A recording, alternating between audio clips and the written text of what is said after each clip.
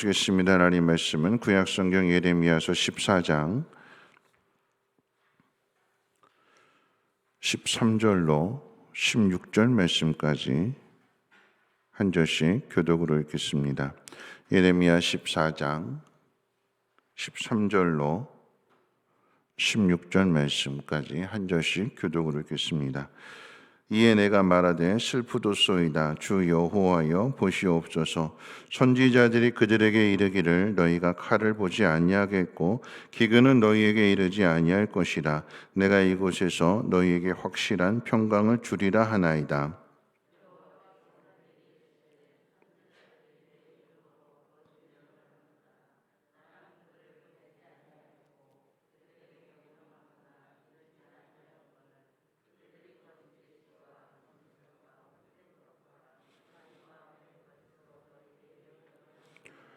그러므로 내가 보내지 아니하였어도 내 이름으로 예언하여 이르기를 칼과 기근이 이 땅에 이르지 아니하리라 하는 선지자들에 대하여 여호와께서 이와 같이 말씀하셨노라. 그 선지자들은 칼과 기근에 멸망할 것이요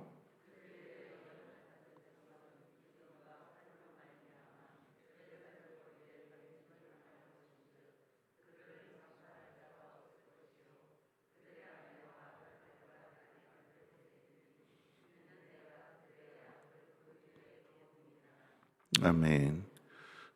예레미야 14장을 시작하면서 가뭄으로 인해서 고통을 당하게 될 때 이스라엘 백성들이 하나님 앞에 간절하게 회개하겠다고 하지만 그 실상은 진정한 회개가 되지 않고 그저 눈 가리고 아웅하는 식으로 잠시 그때만을 면하겠다라고 하는 그런 회개였습니다. 그래서 하나님이 그것을 아시고 어제 말씀처럼 예레미야 선지자에게 너는 이스라엘 백성들을 위해서 복을 나에게 빌지 말아라. 내가 그들을 심판하겠다. 그들이 금식해도 받아주지 않을 것이고 번제와 곡식 제물을 바친다 할지라도 나는 그것을 받지 않을 것이며 칼과 기근과 전염병으로 그들을 진멸하겠다. 이게 하나님의 뜻이지요.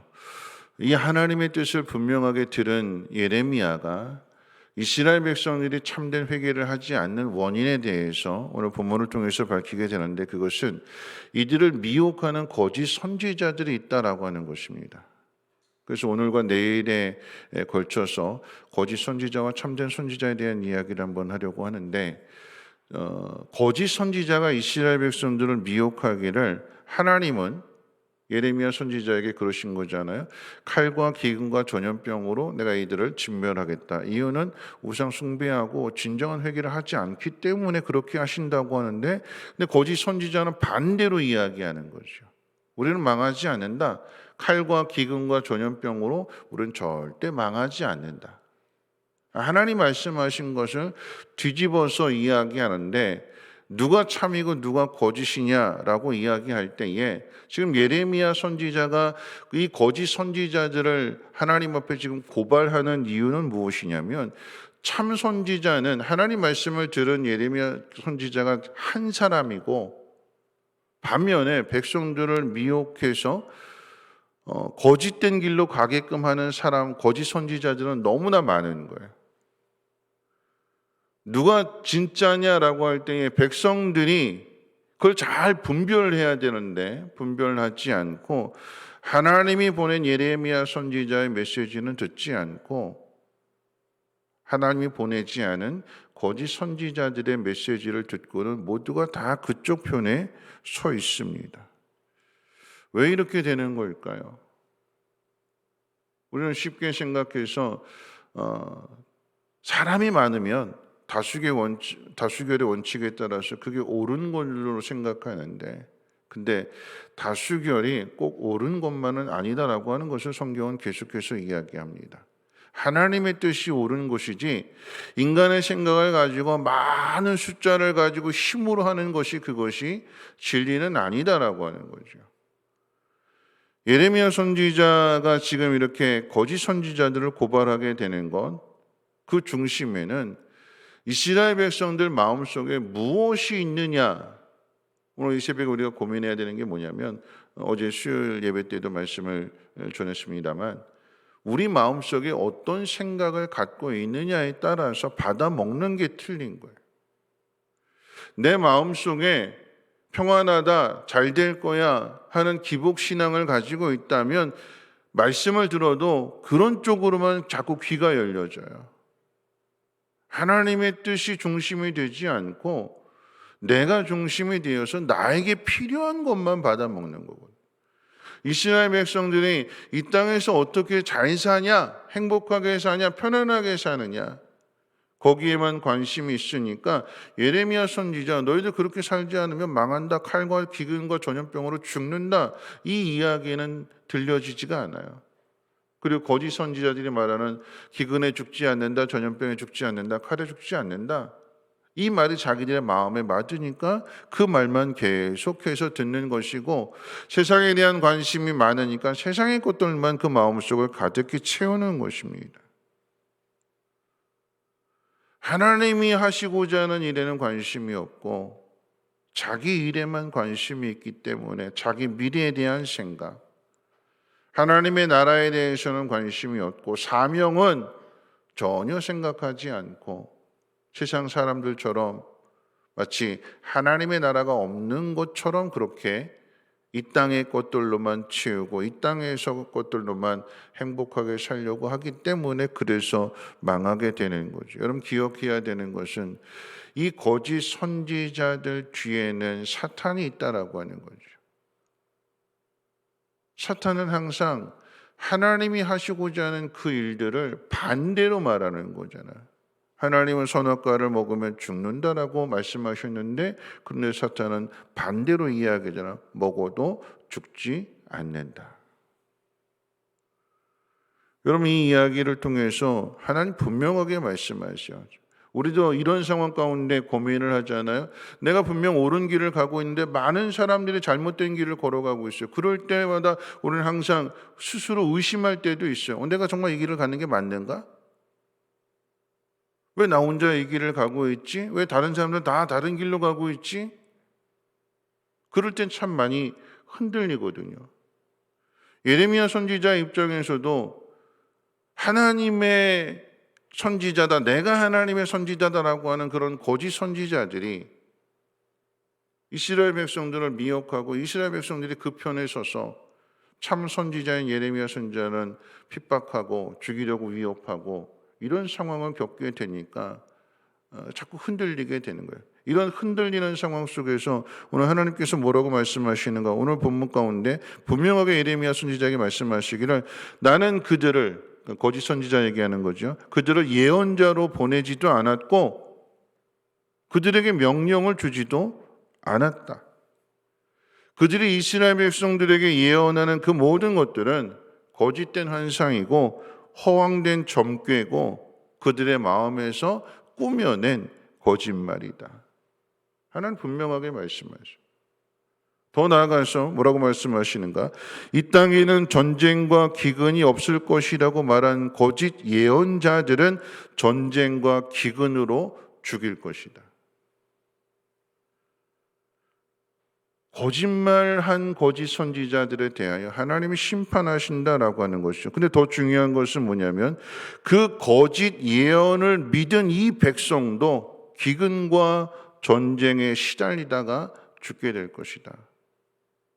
이런 무서운 이야기예요.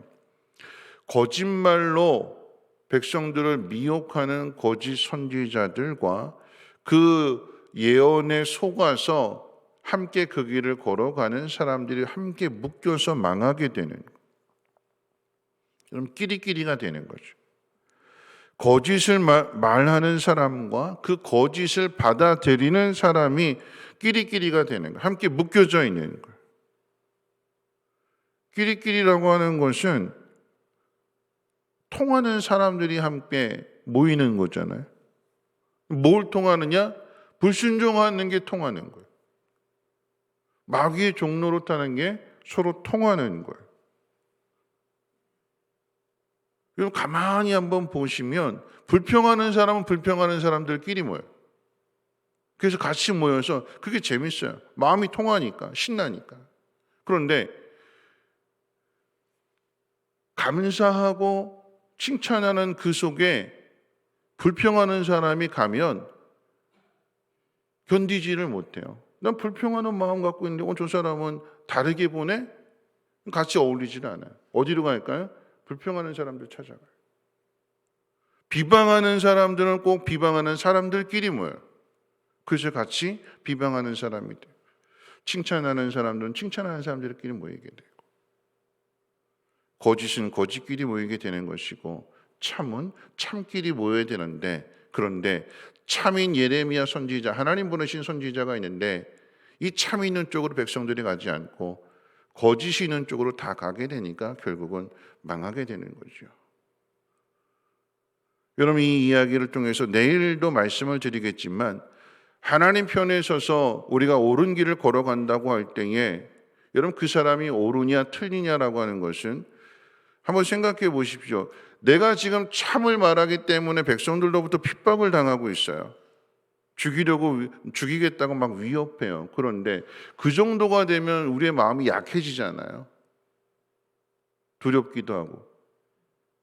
근데 참은 뭐냐면 사람들이 나를 죽이겠다 그렇게 위협한다 할지라도 내가 하나님 앞에 분명하게 말씀을 들은 것이 있기 때문에 사람에게 귀를 기울이지 않고 사람의 위협 앞에 무너지지 않고 하나님 나에게 말씀해 주신, 가르쳐 주신 그 길을 핍박을 당하면서도 계속해서 그 길을 걸어가고 있다. 이게 구별입니다. 구별.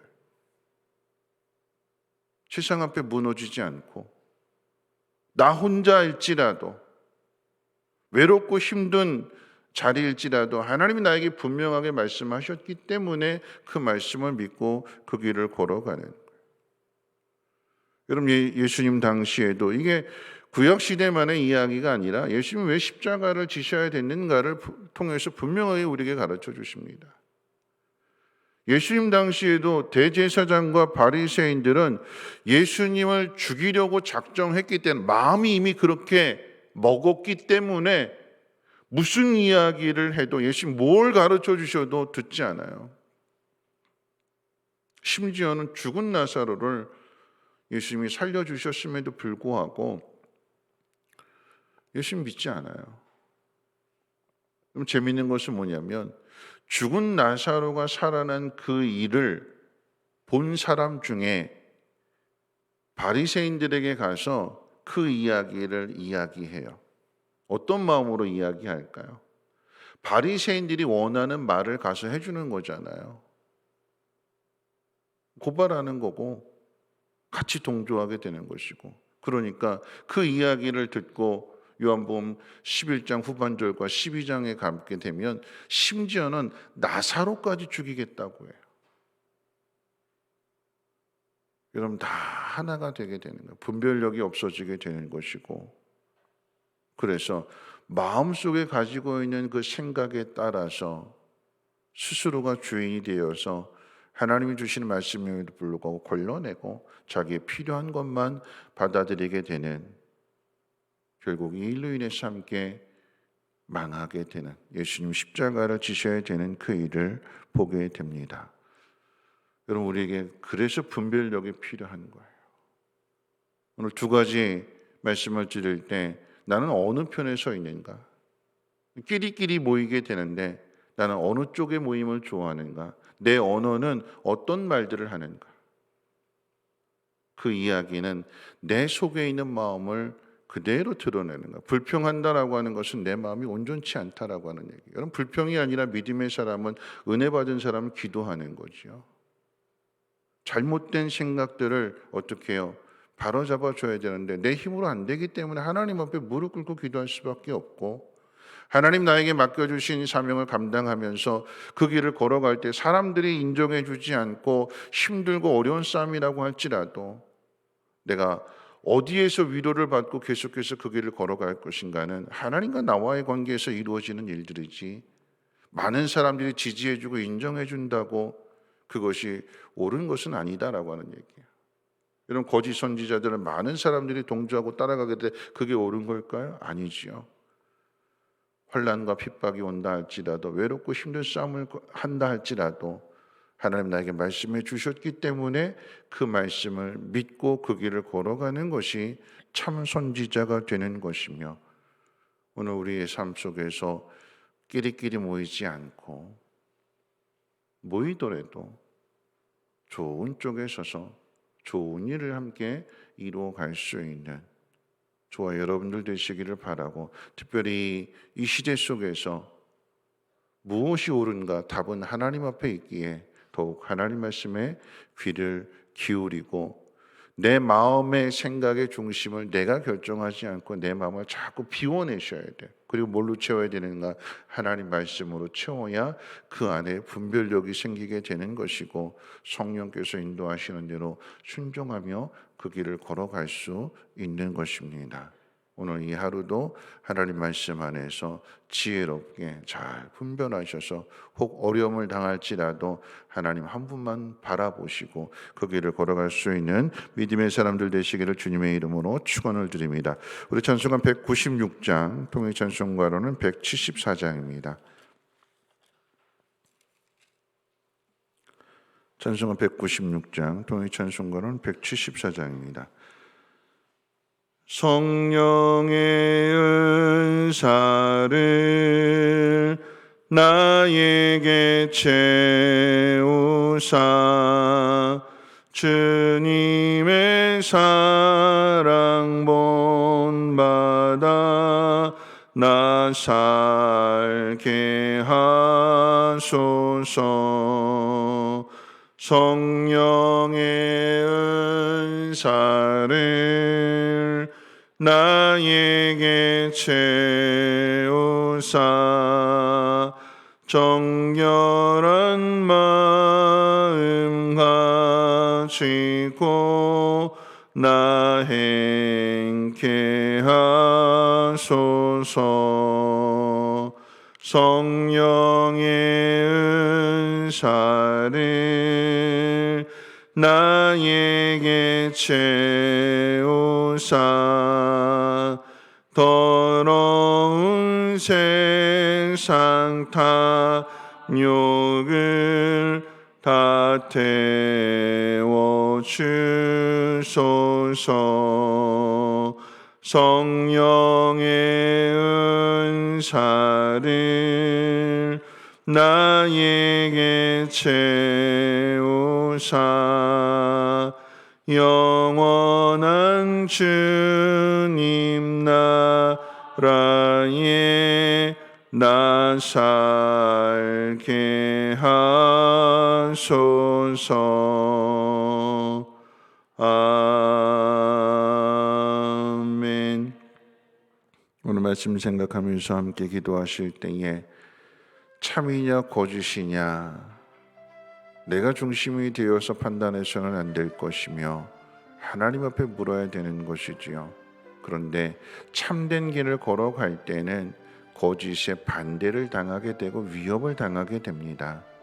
그럴 때 우리의 마음 흔들리지 않고 하나님 말씀 속에서 위로를 받고 하나님 말씀 속에서 우리의 믿음을 다시 한번 새롭게 함으로 인하여 하나님만 바라보며 맡기신 사명을 감당할 수 있게 해달라고 여러분 기도하시고, 여러분 끼리끼리 모인다고 했는데 여러분 나는 무엇을 더 좋아하는가? 칭찬하고 감사하고 격려하는 말을 더 좋아하는가? 아니면 원망하고 불평하는 말들을 좋아하는가? 내 마음 속에 있는 것이 드러나는 것인데 여러분 그 모습을 보면서 칭찬하고 격려해주고 또한 하나님 앞에 기도하는 하나님 그런 믿음의 사람이 되게 해달라고, 내 속에 있는 것들이 선한 것이 될 수 있도록 하나님 내 마음을 정결하게 해달라고 우리 함께 통성으로 하나님 앞에 기도하도록 하겠습니다. 좋으신 하나님 감사합니다. 오늘 이 새벽에도 하나님 말씀을 듣게 해주심을 감사합니다. 하나님 이스라엘 백성들이 왜 칼과 기근과 전염병으로 망하게 되는지를 오늘 말씀을 통해서 한번 생각해 봅니다. 하나님의 보낸 선지자가 아님에도 불구하고 하나님이 주신 말씀이 아님에도 불구하고 그들은 그것을 믿었고 또 그 길을 따라감으로 인하여서 오히려 참된 선지자인 예레미야를 죽이려고 합니다. 하나님 오늘 우리가 이런 미련함 가운데 있지는 않는지 하나님 우리 자신을 돌아보며 하나님 이 시간 기도할 때에 분별의 은혜를 더해 주시기를 원합니다. 하나님 내 속에 있는 악한 마음들 세상에 대한 욕심을 다 비우게 도와주시고 온전히 하나님의 뜻으로 하나님 말씀으로만 채우게 될 때에 세상에서 얻는 그런 부나 세상에서 얻는 그런 행복보다도 하나님 말씀을 통하여 주시는 그 행복이 참된 행복이며 참된 평안함이며 참된 복을 누리는 길임을 하나님 깨닫게 해 주옵소서. 하나님 우리에게 번성하고 번성하게 하시는 하나님이라고 하셨습니다. 모든 것을 다 주시는 하나님이시라고 하셨습니다. 우리가 이 하나님을 버리고 어디 가서 다른 것으로 채울 수 있겠나이까? 하나님께만 집중할 수 있는 우리의 믿음이 되게 하여 주시고 하나님 우리에게 맡기신 사명을 감당하며 나아가게 될 때에 하나님 많은 사람들이 등을 돌리고 아프게 하고 우리를 공격한다 할지라도 하나님 그 앞에 무릎 꿇지 아니하게 하시고 오히려 마음을 더 굳세게 함으로 인하여 하나님 말씀을 통해서 위로받게 해주시고 성령의 인도하심 가운데 순종할 수 있는 우리 모두가 되어지게 도와주시옵소서. 내가 있는 자리가 어떤 자리인지를 하나님 부지런히 살피게 하여 주시고 하나님 원망하고 불평하는 일들을 하는 것이 아니라 감사하고 기도하며 칭찬하고 격려해 줄 수 있는 하나님의 사람으로 서 있게 하여 주시고 때로는 아버지 하나님 아픈 채찍이라 할지라도 하나님 기꺼이 맞고 우리의 삶을 다시금 새롭게 할 수 있는 믿음의 사람들 되어지게 도와주시옵소서.